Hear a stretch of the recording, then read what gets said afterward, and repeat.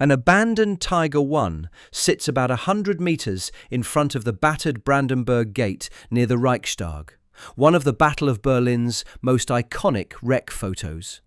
It looks like the city's last tiger making a final stand. It wasn't fighting in that pose, and it wasn't the last tiger in Berlin. The wreck is widely identified as Tiger 323 of Panzer-Division Müncheberg. That number isn't plainly readable in the famous photographs. No surviving German loss report, Soviet caption, or original negative label supplied with the image names it 323. The identification comes from the vehicle's features, the division's surviving heavy armor, its documented presence in central Berlin, and specialist reconstruction of the final defensive sectors. What the photographs establish directly is narrower. A Tiger I stands wrecked in the Brandenburg Gate Tiergarten district after the battle. Soviet soldiers pose beside it and climb across its hull. The turret is turned rearward relative to the hull. Its 88mm gun is elevated beneath a line of trees. That is enough to make the picture famous. It isn't enough to explain it. The Brandenburg Gate stood on the eastern edge of the Tiergarten. Unter den Linden ran east through the gate into the center of Berlin. Charlottenburger Chaussee ran west into the park. Today, that avenue is Straße des 17. Juni. The Reichstag stood 1 block north of the gate, beside the square historically called Königsplatz and now called Platz der Republik. Photo-based reconstructions place the wreck roughly 100 meters west or northwest of the gate, at the Tiergarten end of Charlottenburger Chaussee. Other accounts put Müncheberg's final Tiger I on Unter den Linden, east of the monument. The surviving photographs can't settle the discrepancy to the meter. They do fix the story inside a very small battlefield, the gate behind it, the Reichstag north of it, and the Tiergarten opening westward. The gate itself is 62.5 meters wide. From its western side, Charlottenburger Chaussee became a broad route through the park.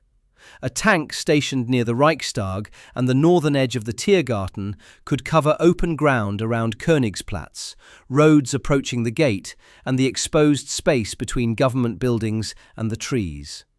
That geography explains why a Tiger I still mattered in the last days of April 1945. It could no longer decide a campaign. It could still make a short stretch of road costly. How did a Tiger I reach this point at all? Tiger 323 didn't belong to a normal panzer division with a stable regiment, supply chain, workshops, recovery vehicles, and replacement crews. Panzer-Division Müncheberg was one of Germany's emergency formations of 1945, assembled as the Eastern Front collapsed toward Berlin. Panzerabteilung Kummersdorf came first. It was formed in late February from the personnel, vehicles, training resources and test establishment at Kummersdorf, south of Berlin. Panzer-Division Müncheberg itself was ordered and formed in early March, around the town of Müncheberg, east of the capital. The two are often merged into a single story. They were connected, but they weren't the same event. On 11th of March, Panzerabteilung Kummersdorf was renamed Panzerabteilung Müncheberg and incorporated into the new division's armoured structure. General Major der Reserve Werner Mummert, formerly commander of Panzer Brigade 103, took command of the division.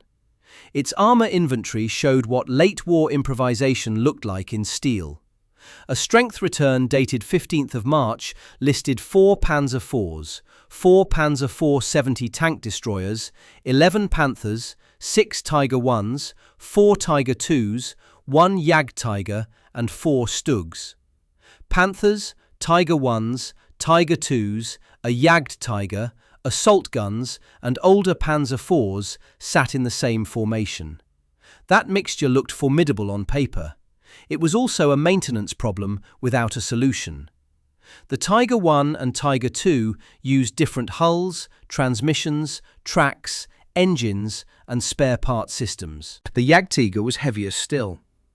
Every vehicle type needed trained mechanics, recovery gear, ammunition, fuel, and working roads. By March 1945, Germany could no longer reliably provide any of them. Müncheberg went east toward Kustrin and the Oder front.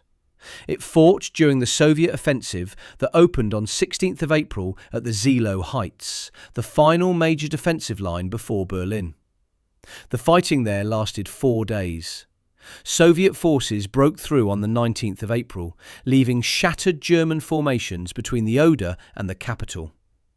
One divisional account records Müncheberg losing 14 Panthers and 5 Tigers between 14th and 17th of April. It does not identify the Tigers by type or tactical number. It does establish the scale of the division's attrition before Berlin's street fighting had even begun. The Soviet offensive operated on a scale that no isolated German heavy tank could reverse. 3 Soviet fronts committed roughly 2.5 million men, 6,250 tanks and self-propelled guns, 41,600 artillery pieces and mortars, and 7,500 aircraft to the Berlin operation. The city was encircled by the 24th of April. Müncheberg reached Berlin as fragments rather than a division in the conventional sense. Its remaining armour appeared in several sectors: northeast Berlin, Tempelhof, Neukölln, the Zoo Flak Tower area and the Tiergarten. By the end, the division had roughly a dozen tanks or fewer, depending on the date and the account. That shrinking armour pool is the first part of Tiger 323's story. It didn't arrive near the Reichstag as part of a sweeping armoured counterattack.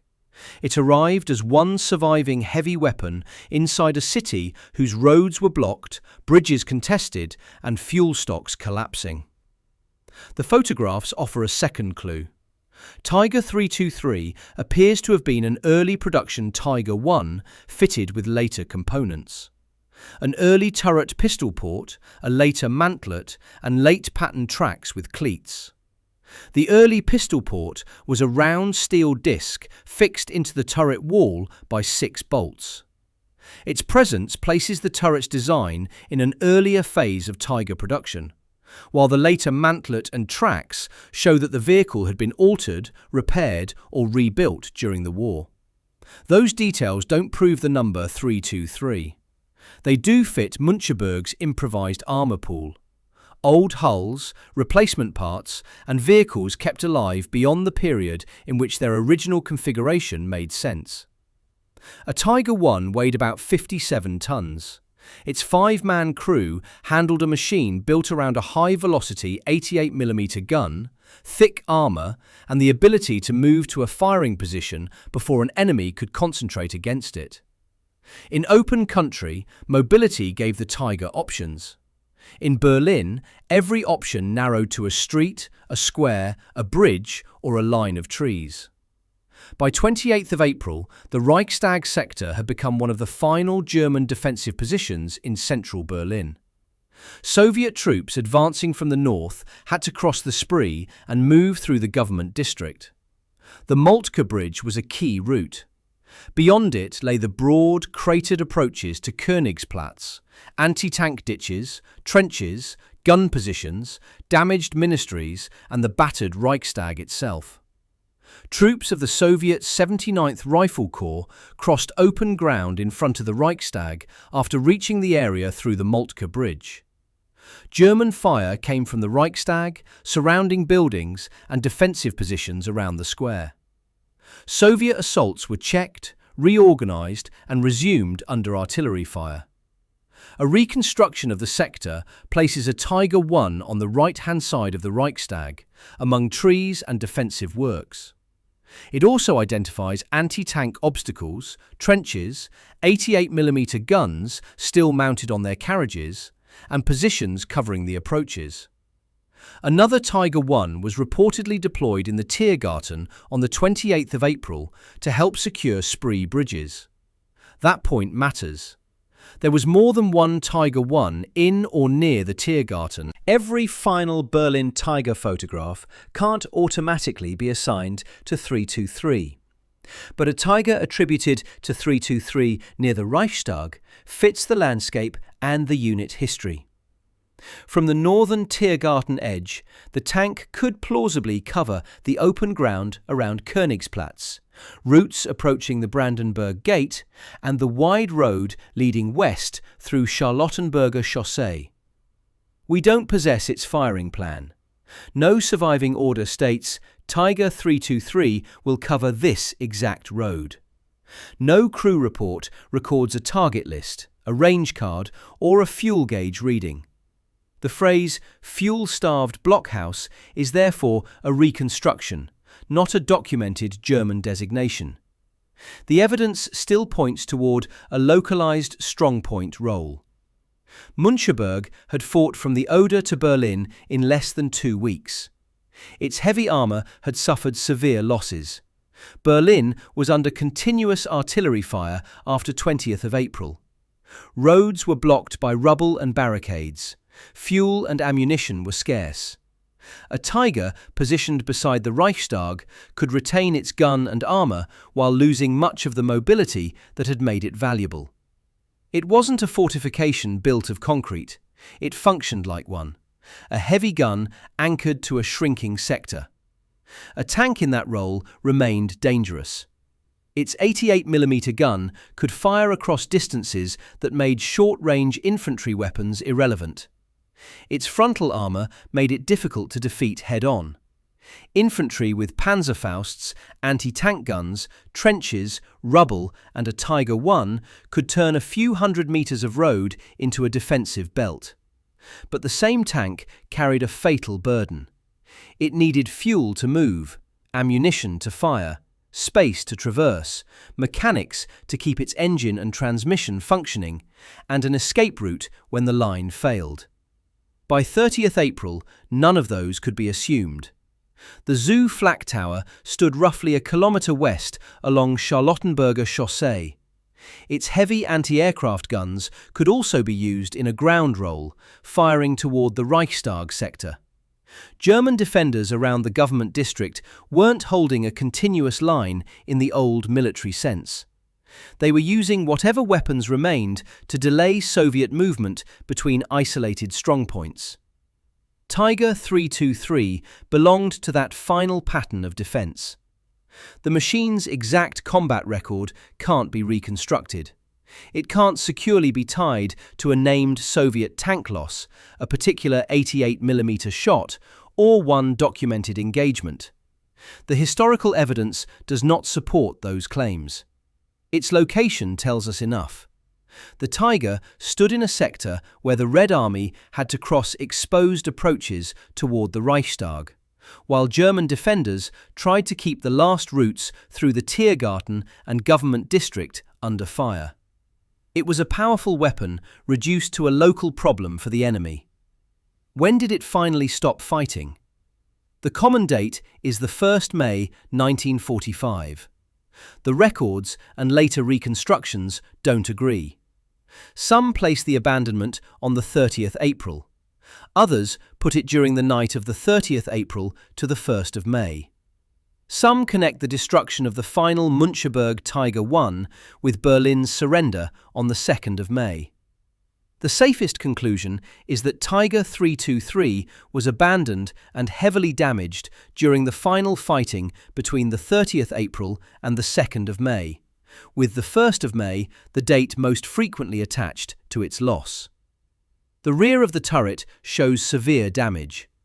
One forensic interpretation sees an inward implosion and takes it as evidence of a deliberate crew scuttle. Other accounts attribute the end to Soviet fire, depleted ammunition, fuel shortage, battle damage, or some combination of all four. No surviving evidence establishes one clean cause. Did the crew destroy the Tiger themselves, or did Soviet fire finish an already disabled vehicle? The available photographs can't answer that question. They show the result, not the sequence. We don't know who opened the breach, who destroyed radio equipment, whether demolition charges were set, or whether the tank made its final move under its own power. We don't have a crew diary describing the escape route through the ruins. No names should be invented to complete the scene. A modern account says that only one of the 5 crewmen survived the Battle of Berlin. No supplied personnel record identifies him or confirms the fates of the other 4. The claim has to remain attributed and uncertain. The human scale remains clear without it. A Tiger I required 5 men: commander, gunner, loader, driver, and radio operator. 5 positions inside a cramped armoured hull depended on each other to see, steer, load, fire, communicate, and survive. By the time the wreck appeared in Soviet photographs, that crew no longer existed as a crew. Berlin surrendered on 2 May. The tank remained where it had been left, or where it had been moved shortly afterward. The famous photographs begin after the fighting. In the best-known view, Soviet soldiers stand beside the Tiger under linden trees. The turret is turned toward the rear. The barrel rises at an angle above the hull. The Brandenburg Gate appears nearby in other views, while the tank itself seems arranged as a final monument to the destruction of German armour. That is how the photograph is often read. The tank supposedly faces backward because it had been firing toward the gate, or perhaps because it was making its last defensive stand in the precise posture captured by the camera. The image does not support that confidence. What gets me about the photograph is how quickly the eye turns the gun into an arrow. The barrel seems to tell us where the tank faced, where it fought, and what it was trying to defend. Yet the photograph was made after the battle, when the Tiger was a wreck in Soviet-controlled Berlin. The tree-lined position is tactically awkward for a tank expected to cover wide approaches. Trees close to the hull limited turret traverse. A Tiger defending the open ground around the Reichstag and the Tiergarten corridor would have needed a clearer field of fire than the tight space visible around it in the trophy views. The rearward turret could have been turned after the vehicle stopped. It may also have been turned while the hull was being handled or moved. The hull itself may have been shifted a short distance from the road to clear traffic. Each possibility breaks the link between the photograph and an assumed final firing direction. The physical evidence makes post-battle handling highly likely. It does not reveal the precise sequence. No Soviet engineer report names the unit that moved the tank. No towing record gives the distance. No caption states that the wreck was deliberately posed for photographs. We can't say exactly whether Soviet engineers dragged it off the carriageway, whether the turret alone was traversed, or whether both happened. We can say what the photographs show. A Tiger I wreck among trees, Soviet soldiers around it, and a rearward turret after Berlin had fallen. I find the comparison between the roadside views and the tree-lined views more useful than the most dramatic single image. The setting changes the interpretation. A tank on a broad avenue might plausibly have held a road under fire. A tank pressed among trees, gun raised and turret turned rearward, looks like a vehicle after its military role has ended. This wasn't a final gun position. It was a post-battle wreck position. The distinction isn't pedantic. It changes the meaning of the famous image. Tiger 323 didn't make a theatrical last stand beneath the linden trees for Soviet cameras. It probably served in the Reichstag Tiergarten defensive zone, then ended its service during the final collapse of Berlin. Afterward, Soviet soldiers and photographers found a rare German heavy tank beside one of Europe's most recognizable landmarks. The wreck became a trophy object. Soviet personnel photographed it repeatedly. In some views, men stand on the hull or alongside the turret. In others, the trees frame the gun. One later caption describes the Tiger after the trees had shed their leaves, joined by what appeared to be the remains of a Würzburg radar trailer.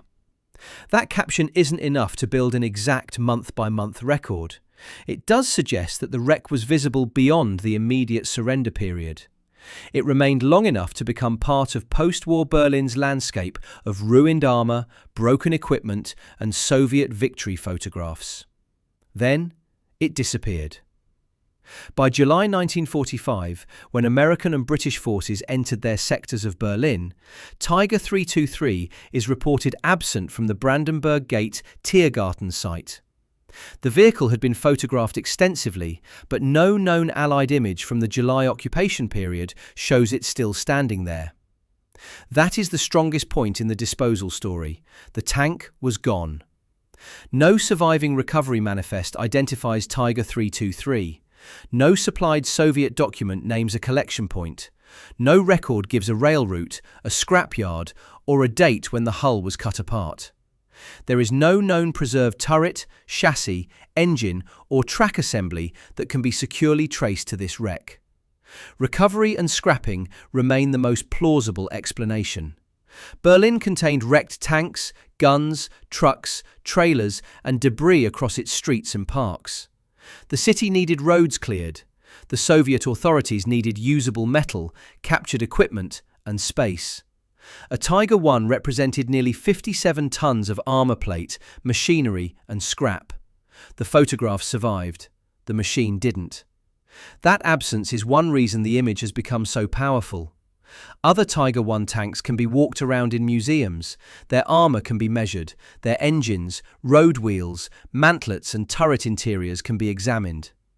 Tiger 323 has no known museum home. Its identity survives through a reconstructed tactical number and a small group of photographs taken after its destruction.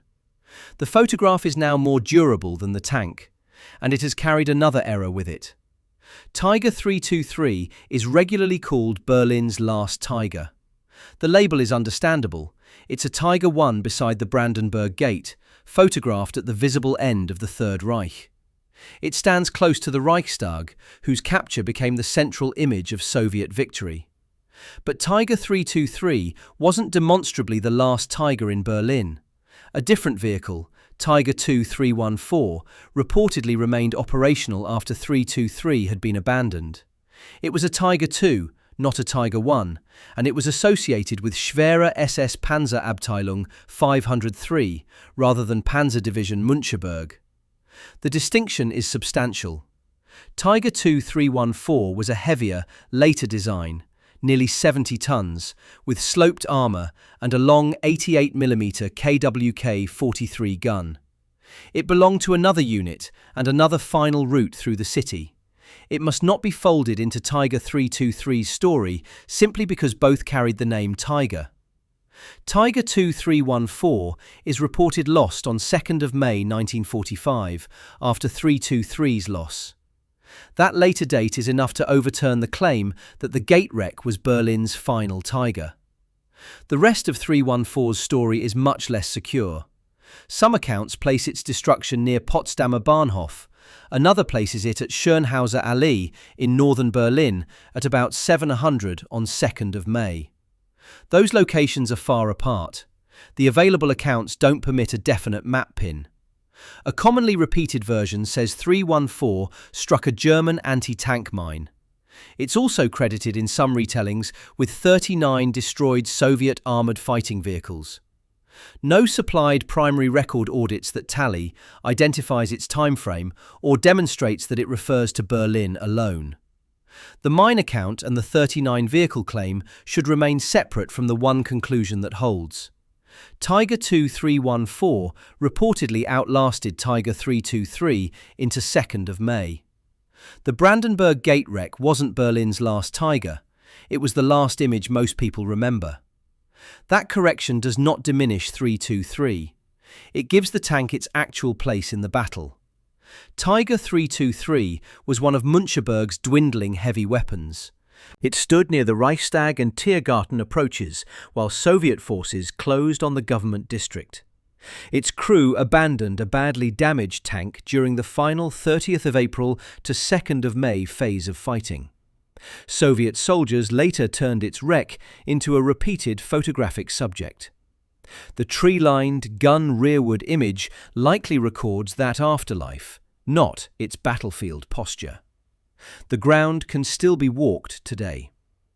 West of the Brandenburg Gate, Straße des 17. Juni follows the alignment of Charlottenburger Chaussee.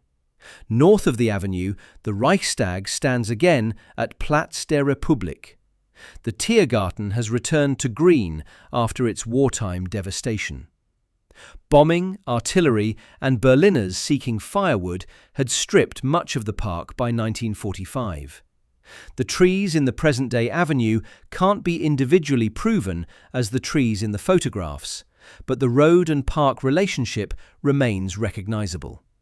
Walk west along Straße des 17. Juni and the Soviet War Memorial stands on the north side of the road.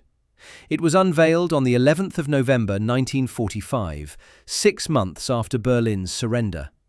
Its central colonnade supports a statue of a Soviet soldier.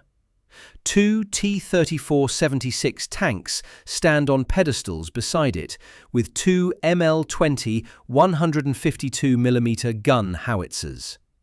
The memorial was built in the British sector of post-war Berlin, yet all 4 occupying powers supported its construction. The Reichstag and Brandenburg Gate remain visible from this part of the Tiergarten. Berlin's official material identifies a T-34-76 at the memorial as a tank used in the Battle of Berlin. The 2 T-34s aren't proven to have fought at Tiger 323's exact position. They are still the closest surviving armoured witnesses to the setting of its final photographs. That contrast is precise. Tiger 323 survives only in images, while the Soviet memorial tanks survive in steel. The gate remains. The Reichstag remains. The old Charlottenburger Chaussee remains beneath the name Straße des 17. Juni. The Tiergarten has grown back around the corridor where the wreck was photographed. No known preserved Berlin tiger stands there. Under those trees, the famous picture becomes less romantic and more exact. A Müncheberg Tiger I, widely identified as 323, ended its fighting in the Reichstag Tiergarten sector during Berlin's final days. Its damaged hull was photographed by Soviet troops, likely handled after the battle, then removed before July 1945 and lost to recovery and scrap. The gun among the linden trees does not show its last combat stance. It shows what remained after the crew, the battle, and the tank's military purpose were gone. And the final Tiger thread continues beyond the gate. Tiger 2-314, reportedly lost later on 2nd of May, at a location still disputed between Potsdamer Bahnhof and Schönhauser Allee.